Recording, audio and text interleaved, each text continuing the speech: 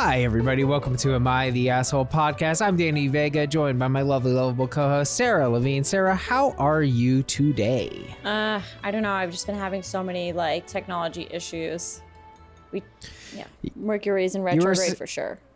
Yeah, what does that mean? Mercury's in retrograde. Yeah, I don't know what that word means. Retrograde amnesia. That's kind of a similar concept. It means that Mercury is moving backwards.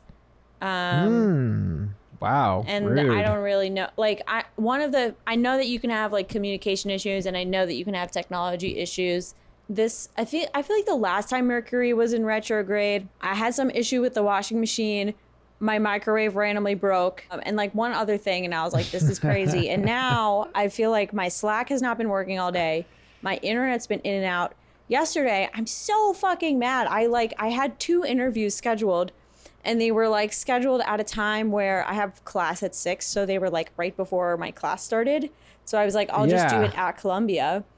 One was literally a phone interview, and when I tell you that, at first I holed up in this video editing studio, and I was like, oh, this is amazing. I have a private area. I couldn't dial in. There was no service. I literally went outside where my phone would alternate between having 1 and 5 bars, and I was all over the campus, and I could not make a phone call. So that whole interview just was lost. I mean, I had to reschedule it for next week, and then I had the same thing happen with this other one where I was supposed to do a phone call, and then at the last minute, I was like, so my phone isn't working. Can we do a Zoom? And the Wi-Fi didn't work. And I'm like, okay, I'm paying $3 million, not actually, but a lot of fucking money to attend this school. You don't have cell service, Wi-Fi. Okay, I can semi-understand there's a lot of people on the Wi-Fi, but you don't have fucking cell phone service. Is this 1996? I feel like I have one. It's one of those cars on Pimp My Ride after they pimp the ride, but they don't actually fix the transmission issues. So yeah, I'm brutal. fucking pissed. Wow. Columbia, you'll be hearing from my Sarah. attorney. No, I'm really annoyed.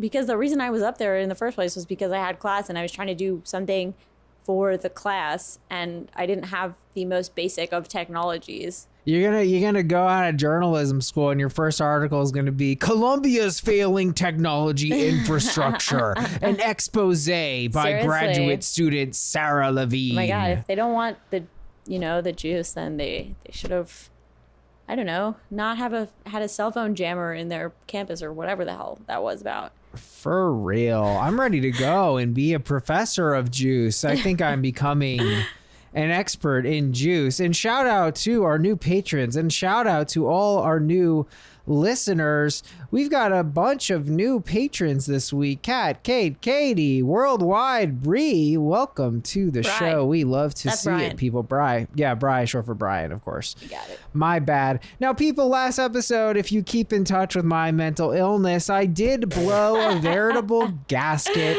after being ripped apart in the reviews, and it did cause me much grief. But I don't know if it was because I was channeling such panic, but there has been a veritable outpouring of support. Yes, people, our worst review this week, 4 stars. Can you imagine? That's the bottom this week. You love to see it. And just full disclosure, people, I am having a slight freak out because even though we are the original AITA podcast, I was neurotically going at the other podcast, and we are the lowest rated. We are the lowest rated AITA podcast at 4.7. The other motherfuckers. I know, but that's they more have than we have for 4.8. the true crime podcast. I think I'm at 4 stars, and I don't care. Well, I was getting upset, but good. I'm happy you said that because it kind of illustrates how insane I am. I think, look, what the truth is... I mean, you never listen to me. I tell you, don't read the reviews because it's one person complaining about an isolated complaint. Yes. That we don't care about fixing. And also, it's bogus stats that don't mean anything. So again. Well, this week we got good things, even though this is a 4-star review. Actually, Sarah, this is so rare that somebody's taking a shot at you. But we don't have to read it. Do you want me to read it still? Sure, whatever. It's a very light shot. I don't think it holds water. They wrote defying the odds.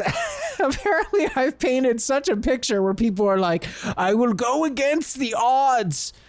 And I will write. Again, this is the thing, because you read the reviews so much that I do feel like I'm not going to include Patreon comments because I feel like those are usually more like situation specific, but like actual reviews, it's been like maybe 5 reviews, right? Like how many? Yeah. Under 10. There we go. Yeah, we got 4 here. Yeah. Oh, I mean like that have like really come at you. Like how many has it been? Yeah, it's been under 10. It's not bad. It's just that I think about them. I mean, it really is sick. The ratio is like 10 to 1. A negative review will stick with me for days.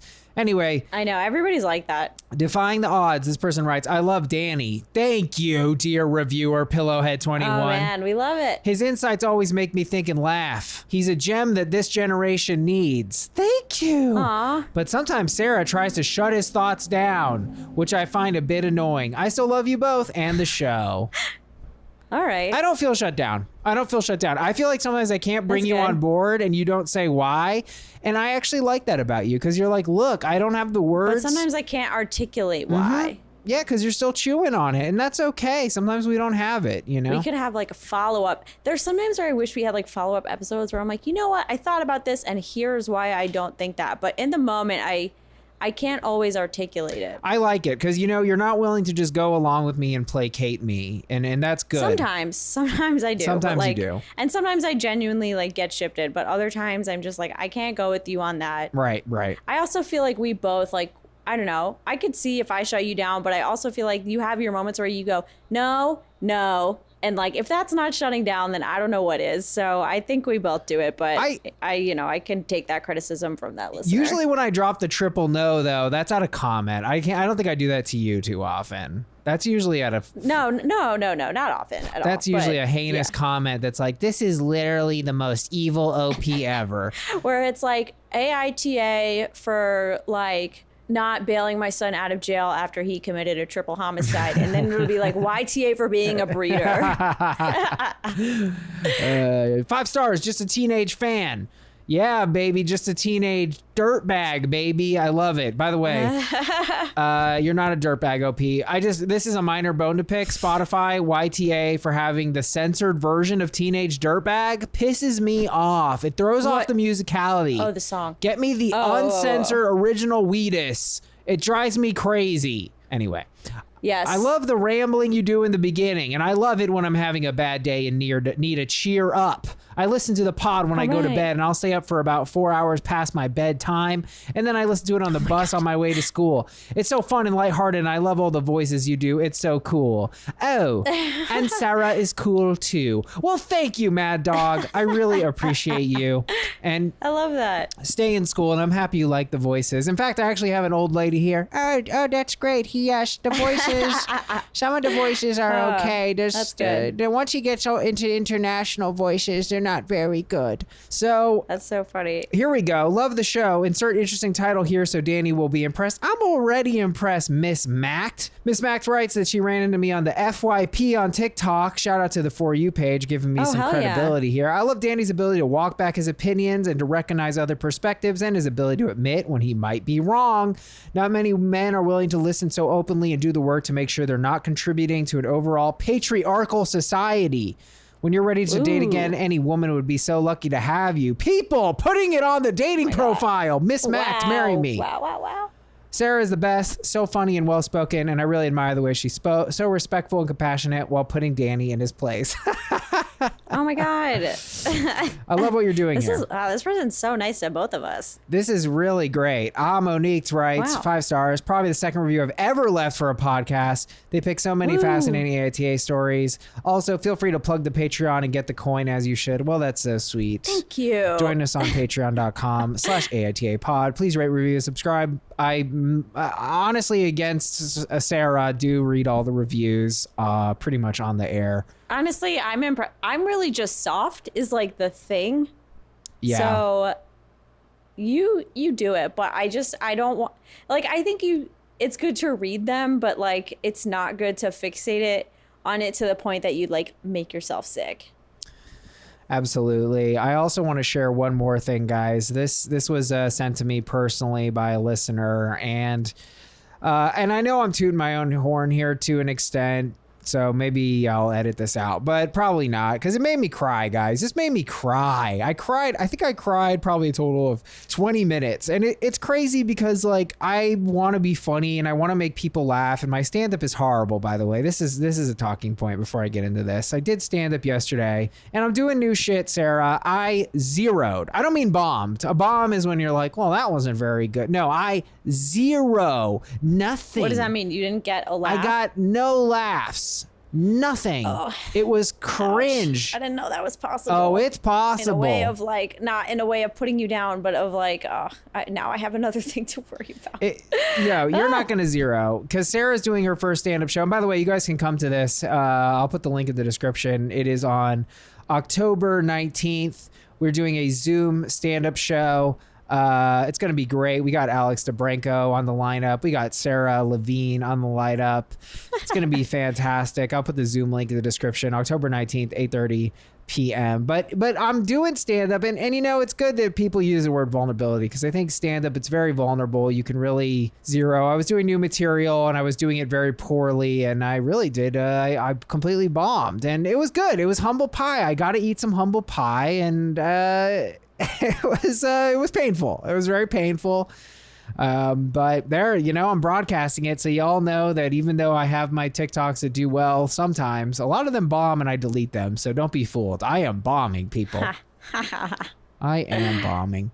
But fortunately, this listener sent me this message, which put me in tears. That's where I was going. I got into comedy to make people laugh. So to get a message like this, it really was like so crazy. And I always encourage people to start a podcast and connect with an audience, because it's so meaningful. And I never expected some shit like this to hit my inbox, folks. They wrote, "Hey, Danny, I'm a new patron, new listener, constantly traveling for work, listen to everything, da-da-da. I have to send this to you. It feels important to me. I want you to know that I have a startling amount of respect for you. Of course, I respect the heck out of Sarah too. But in the earliest days, I did a lot of cringing in my work truck. I won't belabor the point. You know why, where, and when, because you identified those points and responded humbly. I was on the fence about continuing to listen, but then you started to get really vulnerable, and there was an incredible and palpable sense of humility that took over the entire tone of the podcast. I was hooked. Since then, it's been fascinating to listen to you emotionally mature in leaps and bounds and cover the sort of vast emotional landscape. Wow. Language that takes most folks years and years if they ever care enough to put the work in. I wanted to typecast you at first because that's easy, and nuance is sometimes too much to ask when I'm driving 9 hours straight across one of the abysmal Dakotas. But the nuance is what kept me around, and then the entire dynamic between you and Sarah, plus your openness and willingness to be fragile in front of the world while somehow also being hilarious and demonstrating a whip-smart demeanor. That's why I finally became a patron. I'm not even going to talk about how excellent Sarah is, because I mean, we know. I just wanted to let you know that you really made me reevaluate my own biases and assumptions, and your podcast has made me a more thoughtful person in general. Oh my God. The world is better so nice. for the work you and Sarah do. So thank you from the bottom of my heart. Oh my God. I'm like, I don't want it. I'm almost like, it's too much. Like, that's going to go to my head. I really don't you know who we are? I cried, and then I called Lindsay, one of our patrons, and I was like, I'm like crazy about this. I can't believe this. And then I texted you. But the funny thing is, even though I have gone back and read this once or twice, like the negative comment from 2 weeks ago where someone says that we're playing to ourselves, not the audience, still lingers with me. I don't even know what that means. So honestly, that doesn't bother me. I know.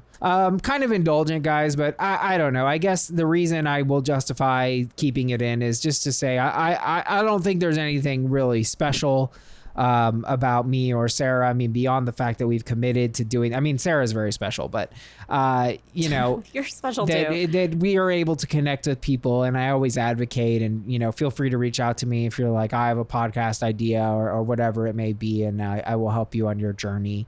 As long as it doesn't take too much work, because I'm lazy, but I'll tell you what to do. Don't worry. People, we got one heck of an app for you today, but before we hit that, let's play a little bit of Guess the Verdict, AITA, for telling my boyfriend to play less Dungeons and Dragons. NTA, he probably plays it a lot. NTA is wrong. So here's the story. OP plays Dungeons and Dragons 3 times a week, but for each time it's 5 hours. What is this? That's what I was saying. It's too much. It's a lot. OP's getting resentful. She only sees boyfriend twice a week. That's not enough. And So how is this? I'm confused. Okay, keep he going. says it's a stress reliever. Top comment Okay. goes to Pixelated Narcissist, who wrote, "No assholes here." Nice. He's right. Hobbies are healthy, but bottling up your feelings will only poison the relationship. So just try to keep your cool when you bring it up. Though I'd work on this mindset of D&D being at fault and try to frame it as focusing your energy on I miss you and I want to see you more because I enjoy time with you. No assholes I here. guess. No assholes here. I guess. I mean, if he's spending more time playing Dungeons and Dragons than he's seeing her, then like, what is this relationship? Well, sometimes you got to rein it in, you know? Maybe he doesn't really realize it. Yeah. Okay. Well, AITA for urinating on my wife's plants. Wow, what the actual living hell? What in God's pornographic name was this? Was this AITA uncensored? I mean, this is crazy. What possible reason? Peeing in the plants? What is she doing? But you would never hand me an easy YTA. You wouldn't do that. You seldom do that. But then again, Mercury's in retrograde, and for these reasons, I'm going with YTA. I love that I like introduced you to the concept of Mercury retrograde. But this is an interesting one because it got deleted. But here's what I recall from it happening. OP has some kind of bladder issue, and his wife was like showering, and he was like, okay, but I'm going to need to go to the bathroom. And he basically like kept trying to get in the bathroom, and she wouldn't let him in. And she kept saying like, oh, just wait a couple more minutes. I'm almost done. I'm almost done. So eventually he peed on her plants, and she got mad. And so the top comment was, NTA, urinary incontinence is no joke. You gave her plenty of warning. Fair enough. Of course, Mercury once again screwing me over. First time being when I ate that thermometer. Well, it looked so delicious. It looked wonderful, that magical, slimy chrome liquid, and then I almost died. Anyway, AITA for being upset about a ring. I know this is an engagement ring. I know it is. But Reddit is also very sexist. Yes. When it comes to these things. Yes, okay, let the hate let's think this burn through. inside of you. Let's think this through. For getting upset about a ring. Yes, feel the hate. I want to say YTA just because all of these posts are always like, YTA, it's not about the ring, it's about the marriage. And it's like the husband didn't even listen to what she wanted, or got her something totally ugly, or yes, got her like something out of that 25-cent vending machine that comes in the plastic bubble. Those okay. are cute though. They are cute. I'm going to go with YTA. YTA even though I don't agree. is wrong. Fortunately, I thought you would use the logic you did. Yes, I saw this coming, people. So here's a story. They dated for a year, and yeah, I know, Sarah, I thought you would read it this way, but guess what? OP is actually being handed too good of a ring. Yeah, the rare. So apparently it's like some kind of diamond ring that OP's like dead father had or some shit, and it's a hand-me-down, and then the boyfriend isn't the only one who could have it handed down to. He's got all these brothers, and OP really isn't into jewelry, and she doesn't want to wear a diamond ring all the time. She wants something that's more unique in her, and frankly, I think she's implying cheaper. Clorin Kaima writes, no assholes here. You should have a ring that's your style and that you want to wear every day. That's okay. Some people don't want to wear jewelry, and that's fine. You say you guys aren't ready to get engaged yet, so I think you could just wait a while and think on this, and that's okay too. Yeah, that's a good situation. That's a really good situation. Sarah, you are hitting a no-hitter, so let's see if I can squeeze one out, folks. AITA for sleeping in the guest room so that my wife will take care of our baby at night. Oh, God. Why do you keep doing this? It sounds like such an obvious YTA. Ugh, but I got burned last time. I'm doubling down. YTA again. Ooh, and it looks like it's a no-hitter for both of us. God, this is such a bad look. We don't even know what we're doing. Okay, no, or we're too good at the game. I think it's that we're too good. Too good at beating each other. Yeah, you're right. That's it. Yes. Okay, so OP and his wife have a 3-month-old baby. OP works from 5 a.m. to 1 p.m. The wife works part-time from 11 a.m. to 4 p.m. So OP is basically like, look, I'll do whatever, but like, I just need you to take nights. I operate heavy machinery for work, so I really can't be tired. Okay, the spoiler alert is that the wife doesn't do that. Like, OP is always like taking care of her, and when she wakes up 3 to 4 times a night. So the last time, the situation that sort of brought about this post, OP's daughter was crying around midnight. OP tries to wake the wife up so she can feed her. She like just mumbles like, oh, you go do it. And so finally OP feeds the daughter, gets her back to sleep. then goes to sleep in the guest room. And then the wife got pissed when the daughter started crying 3 hours later and he wasn't there. And like she thinks he's being childish for like leaving her to sleep in another room and blah, blah, blah. Yeah, I think that's complete bogus. The top comment was NTA. Your wife keeps promising but does not do what she says she'll do. The reason she's mad is because you called her out. And by sleeping in the guest room, you're forcing her to do what she said she would do. Dang. Well, there it is, folks. A 0-0, nothing, no hitter. This is very much like my stand-up set. Nothing was done right. But you know what's always done right, people? Situations. That's right, people. We're on a long streak of heck of F's, and don't think we're about to break it today. Our second story of the day, AITA for telling my daughter she can't live with us after college. But first, AITA for blaming my father's friend that says he's a travel agent for ruining our vacay. And please rate, review, subscribe, and join us on Patreon, patreon.com/AITA pod. We recently hit 100 patrons. Let's get that was so 200, exciting. baby. Here we go. This just happened earlier, so I'm still fuming. My parents and I planned a trip to the Bahamas, leaving Saturday through my dad's friend that's a travel agent months ago. We got a great deal to go to the Bahamas since we booked it early during the pandemic. When we went to check in for our flight, it said there's a few requirements to gain entry into the Bahamas, one of them being a COVID test up to 5 days beforehand. All three of us that are traveling are fully vaxxed, and we didn't think anything like taking a test was necessary when we made the plans. Naturally, when I saw we had to have this test, I tried everything and anything to get tested today with no luck and no way to get tested until Monday. We had to cancel. The part where I may be the asshole is that I freaked out toward my dad at his friend because he is a travel agent. My dad said it was in no way whatsoever his fault and is on the airlines 100%. Shouldn't a travel agent tell their clients that there are travel restrictions for certain countries that they are booking for, such as the Bahamas? Or am I wrong? And the airlines should have told us or our agent. I know we are negligible for not realizing we needed a test. Negligible? Maybe they mean liable? I think they mean negligent. But I guess I thought we were all good since we are fully vaxxed. Either way, I wasted a week of vacation to just stay home now, it looks like. So Reddit AITA. Boo. That sucks. We're going to get a 1-star review like, these idiots can't even pronounce Bahamas. I think Bahamas is the move. I think it's a lot more fun to say. Yes, it is more fun to say. Yeah, I mean, this is such an annoying, frustrating situation. It sucks. Especially to waste the PTO. I would cancel. Yeah, why can't you just cancel the PTO? Isn't that pretty normal? Yeah, Bosses don't care. I feel like I do that all the time. Yeah, that sucks if they care. I guess for me, I usually feel like the airlines, to their rare credit, have been pretty obvious about what needs to go down on the airplane, and I'm a little bit shocked. Right. I always find it me too. It's like you're a multi-billion-dollar industry. Like, try to set your customers up for success. I mean, I would absolutely.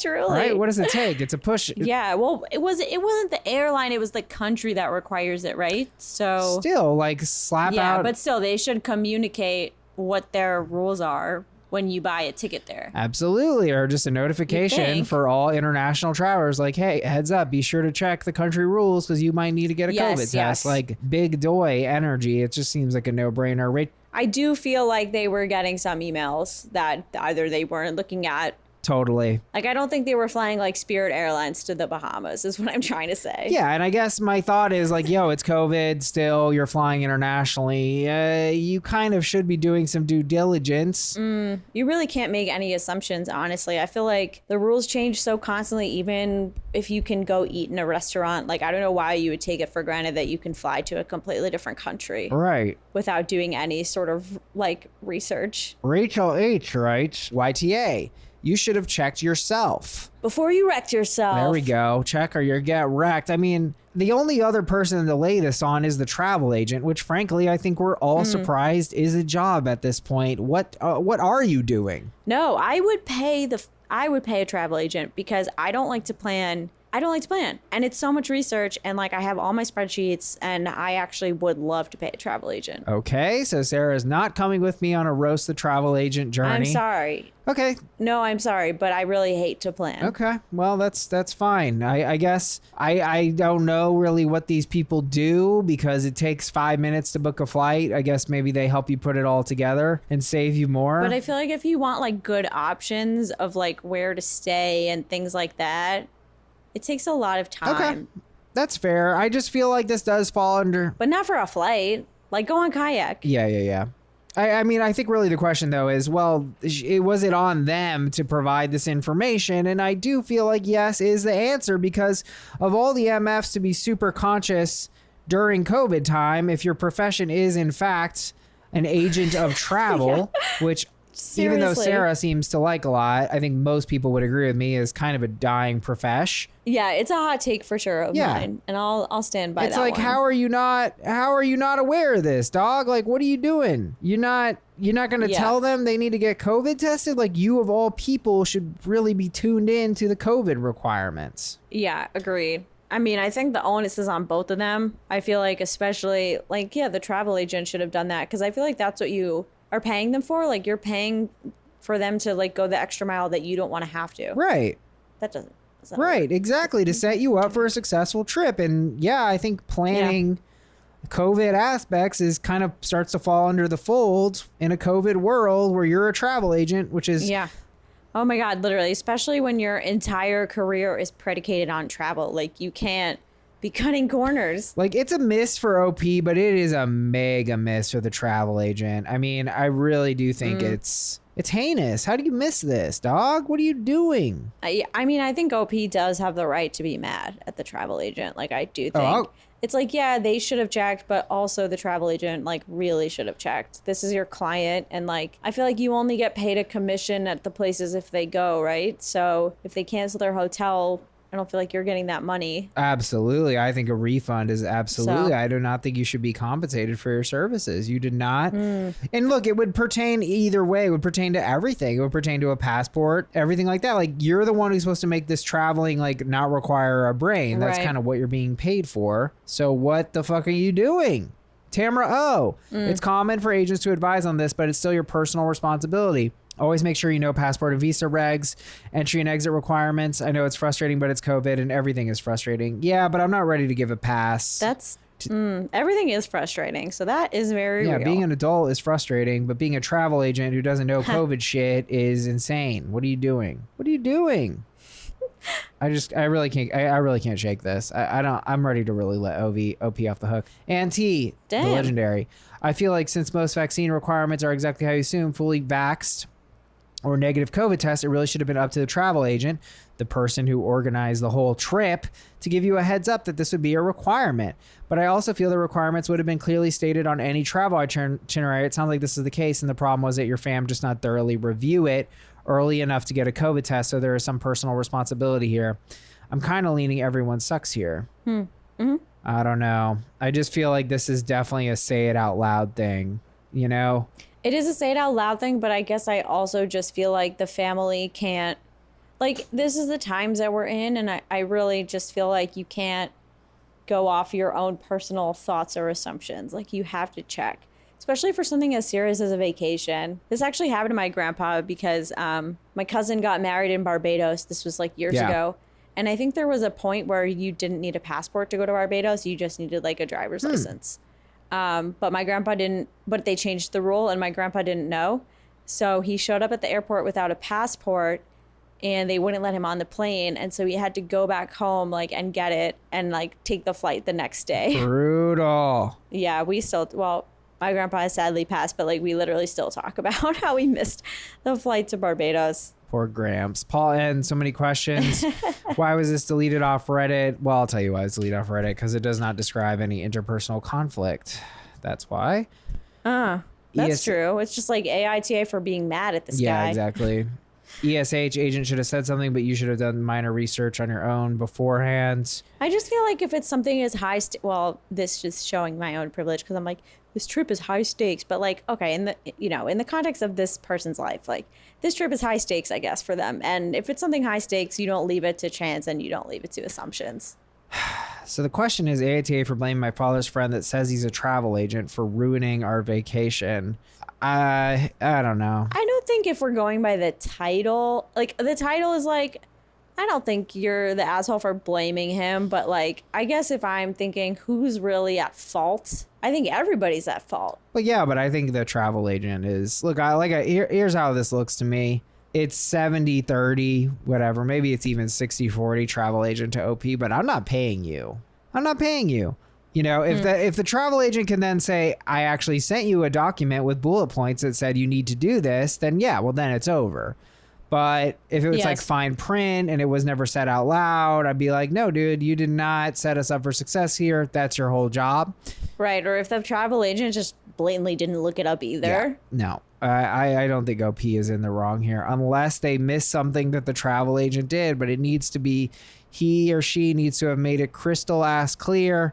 I'm giving OP the B of the D, and that's benefit of the doubt. AITA for blaming my father's friend that says he's a travel agent for ruining our vacay. I'm saying not the asshole and the travel agent is. I kind of want to go ESH on this one because I think it was ultimately a collective responsibility, even if I'm with you that, like, since it's a travel agent's job, they should have specifically called it out to them. Well, can I get a soft ESH then? Yeah. All right, I'll settle for that, people. Here we go. AITA for telling my daughter she can't live with us after college.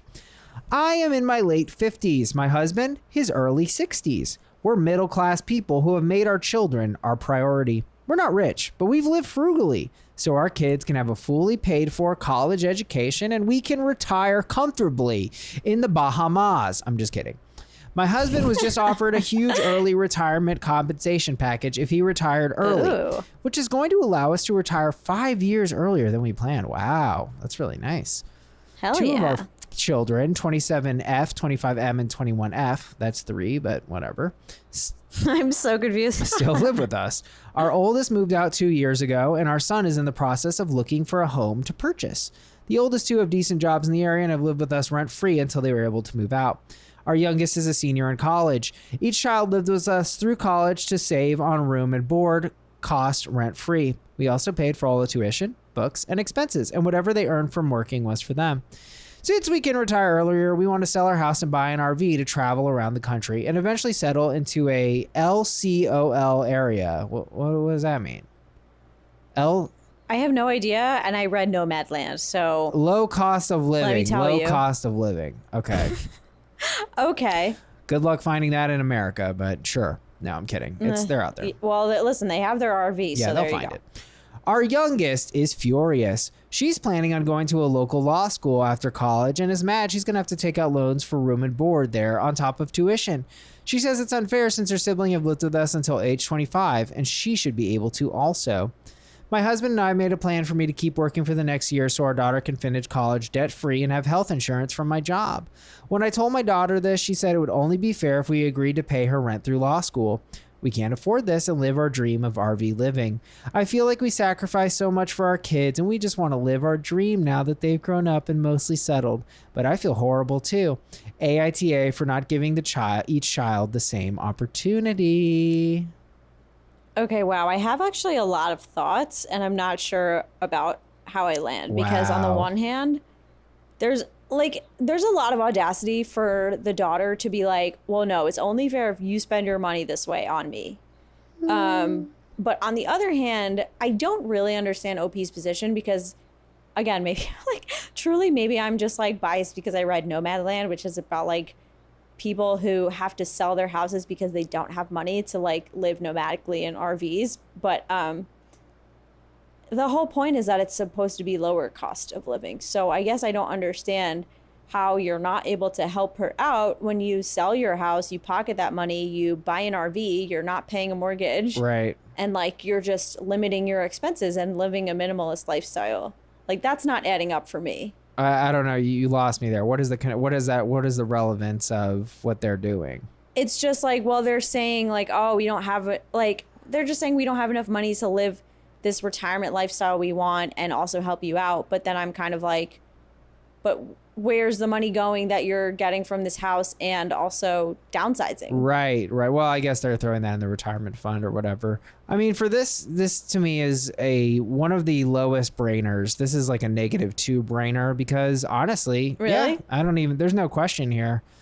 Sorry, OP, but you said it yourself. AITA for not giving each child the same opportunity. And the answer is wholeheartedly, effortlessly, a whopping YTA. It's simply unfair. And you cannot, just because, oh, me and my husband want to go and live in the RV. No, fuck you. You gave your other kids up to 25. They lived in the house.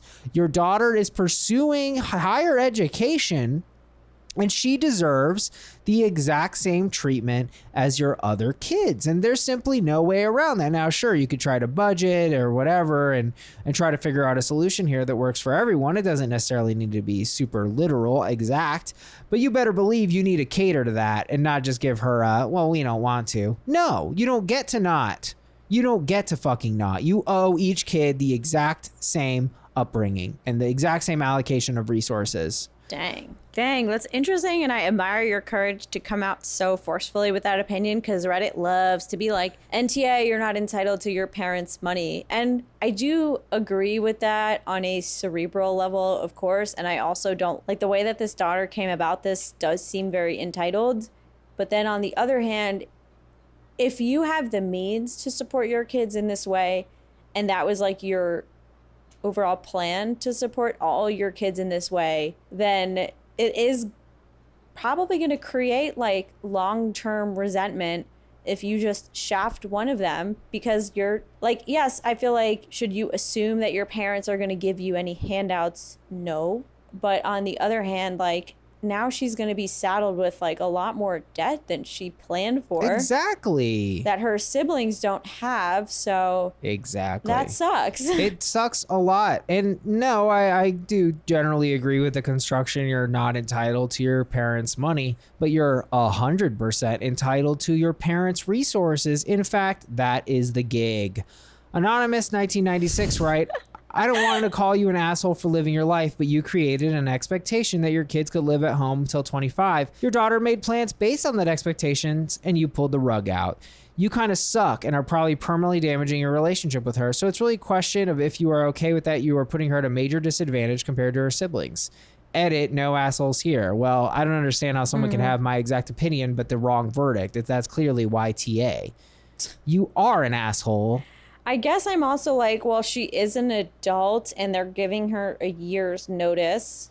It's unfair, Sarah. It's it's definitely like a rude awakening into adulthood. And you're right, it's not fair. Being unfair. But I'm also like, that's real. Treating one kid better than the other is a absolute sin. Now, of course, people are inclined to, in their head, have a favorite, but your duty as a parent is to absolutely minimize that bias as much as possible. It's very human. It's very normal.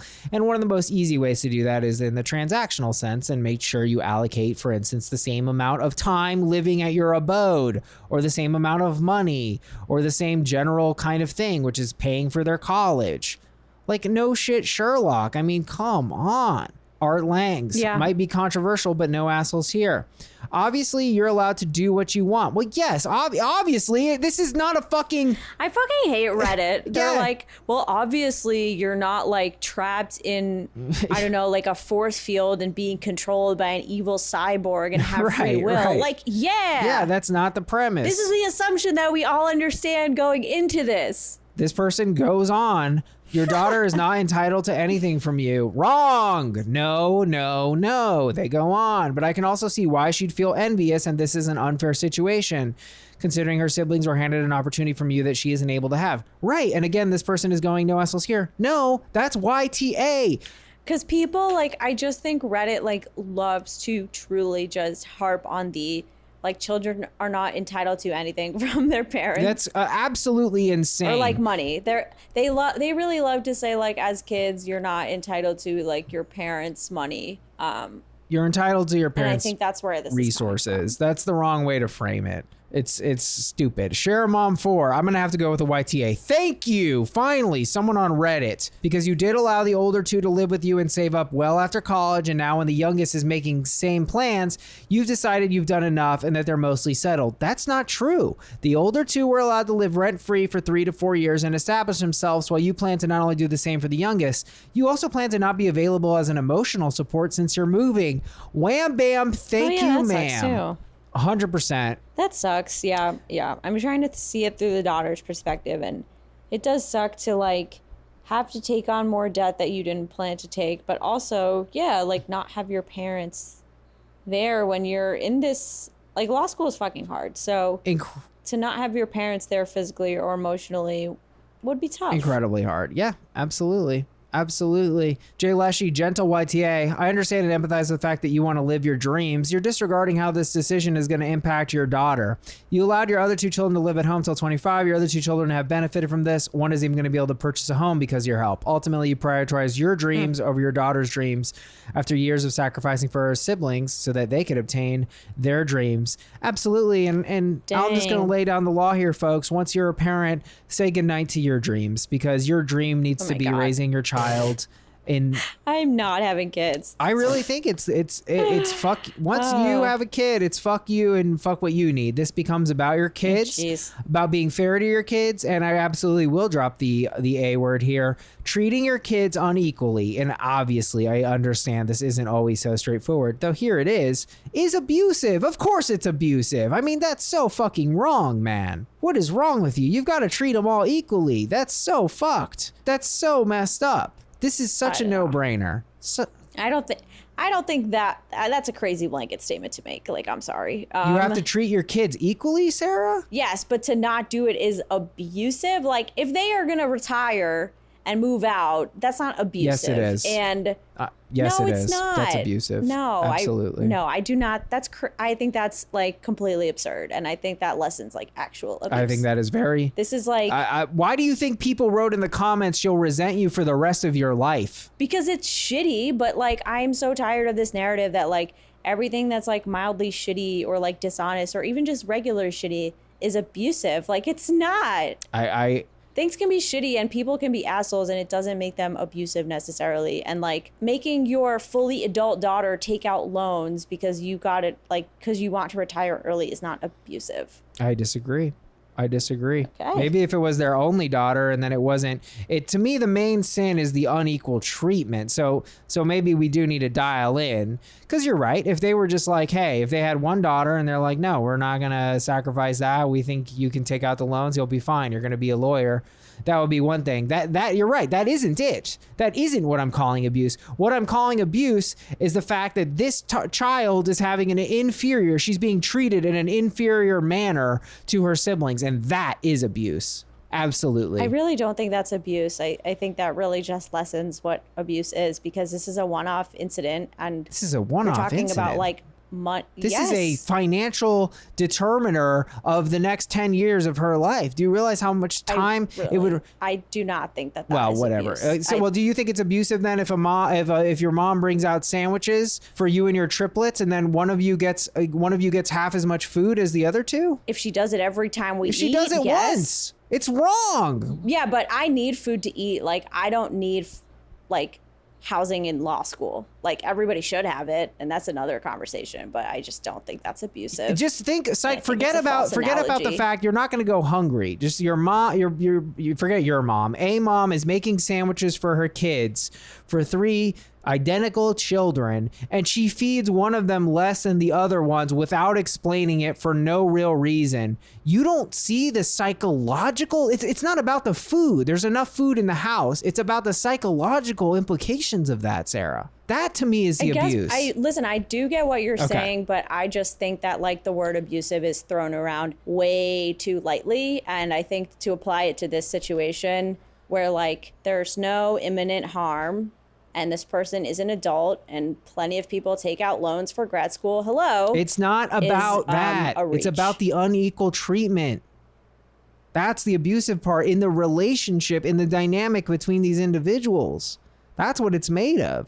I understand, but I just think that like applying it to me, it doesn't apply in this situation. And that's fine. I don't need it. I don't need it because you know what? This isn't defining abuse podcast. This is AITA for telling my daughter she can't live with us after college. And I actually think despite our quibbling here, we do agree wholeheartedly. This is a whopping YTA. Yes, we do agree. And the A stands for asshole and not abuser. It does. It does. And look, hey, I'm curious, guys. Get at us. I'm curious what you think. For me, it's a no-brainer in every way. But I understand there's nuance, and we are proponents of nuance here. Here we go. Please rate, review, subscribe. Join us on patreon.com/AITA pod. We'd love to see you there. We got bonus apps, WhatsApp, cappuccino, bi-weekly happy hour, bi-weekly stand-up show. Actually, the stand-up show is public, but you got to go to the Q&A after if you're in the Patreon. So anyway, much love. We'll see you there. We're going to wrap up on this, people. Ooh. AITA for making my boyfriend change his cologne. My boyfriend and I have been together 2 years. Before we started dating, we worked together and had a will they, won't they sitch. So he would talk to me about things. Jim and Pam. There was a time that he would talk about a particular ex a lot. He even proposed to her, seemed like he was not over her. Of course, at the time, I was a friend I would listen to and give advice, etc. Anyways, he also has a son with a different girl. Not too long ago, his baby mama was FaceTiming with his son while he was at our place and saw his cologne in the background and said, you still have that cologne. You're welcome. I'm the one who put you on. Okay. What? Hold on. I need to read that again. Not too long ago, his baby mama was FaceTiming his son while he was at our place and saw his cologne in the background and said, you still have that cologne. You're welcome. I'm the one who gave that to you, who put you on. Oh, put you on, like turn you on. Yeah, like when you put some... Yeah. Okay. I got upset because she obviously was doing it to upset me on purpose. I guess he was trying to make me feel better by telling me that it was actually the ex I talked about previous that introduced him to the cologne. Not sure if a lot of this is relevant, but I know y'all are nosy, so I included it just in case. Thank you. I got even more upset remembering how he used to talk to her about before we were together, so I don't like the smell of the cologne anymore. I started to insist that he get a new cologne because I only associate the scent with her now. He genuinely seemed upset about it because he loves the smell. We've been on the hunt for a new one, but he's been incredibly picky, and it just got me wondering, am I the asshole for making him change something he genuinely enjoyed? Oh my God, this is so... I'm sorry, OP. I mean, this is kind of funny because, like, he's a bonehead. Why is he a bonehead? I think I'm a little confused about. Because she's, like, jealous that she thinks that the mother of his child got him cologne. And he's like, oh, no, that was actually my other ex who, like, you low-key think I'm still in love with. Like, he's a bonehead for that. Okay. And I don't know. I kind of feel like she is sort of... not a bonehead, but like a bit of a knucklehead for like making this into like an issue. Like she decided now that she doesn't like the smell of this cologne because of like what it was attached to, because she decided that the mother of the kid bringing it up was like a personal affront to her. Yeah, but I see her there, and I don't know that I agree that it's a decision. I feel that that's a very fair association. Now that smell triggers a jealous association, and that's an association that seems pretty viable. I mean, I really can't fault OP for wanting to change the cologne. I mean, who can blame her? I would just buy him a new cologne and like not make it this whole like, oh, we're shopping for cologne thing. Well, yeah, but he's picky, so that's the problem. Just get a travel size. Birchbox for men. I do think you're right, though. I think she should pay for it. I think that's kind of fair because it's like, yeah, I'm kind of hung up on this. But I don't think the boyfriend's being an asshole. He likes the cologne. It's not about the ex. You know, he's like, I just like the smell of this thing. So what's the problem? The mom said something on a FaceTime and OP is like, I got upset because she obviously was doing it on purpose to upset me. And like, I don't know, that feels like reading into something. But like... it felt a little bit ownership-y how she was saying it. So I don't think OP is totally wrong. I don't know. I just think, look, it's fair. I don't feel like she's being draconian. She's like, look, I don't like that smell. I don't want to smell it. So let's find something new. I feel like to me, this is a pretty clear cut. Yeah, he seems like he's being annoying. I don't know. He says he likes it. You know, he's like, I like the smell. I've been wearing this. Yeah, I know. But I'm like, it's cologne. It's not like a wedding ring. I feel like it can't be that hard to find one that you like. I don't know. Some guys are really into cologne. I have a friend who's like really into it. And like, I'm super into my deodorant. I wear Old Spice and like, I've just always worn it. Love Old Spice. Sometimes people mistake it for cologne. And like, to me, it's just steady, stable. And if I had a girlfriend, God, I wish I had a girlfriend. I wish if I had a girlfriend that was like, hey, I don't want you to wear that. I'd be like, all right, but we gotta shop around. I'm not just gonna put on Speed Stick. I hate that shit. Okay, I'll back off. I will back off. So I do think we agree on this. AITA for making my boyfriend change his cologne. I'm going no assholes here. Yeah, no, not the asshole, but he's being. I still think that he was silly. Yeah. Classic. For being like, no, it's not her. It's this other ex you need to worry about. Right. Like, no, come on, man, help yourself. Not that X. All right, guys. Yeah. Well, that is the app. I think it was a pretty good one. I hope you rate, review, subscribe. I hope you join us on Patreon. And thank you so much for listening. And, much love. And feel free to reach out. And we'll see you next Monday morning.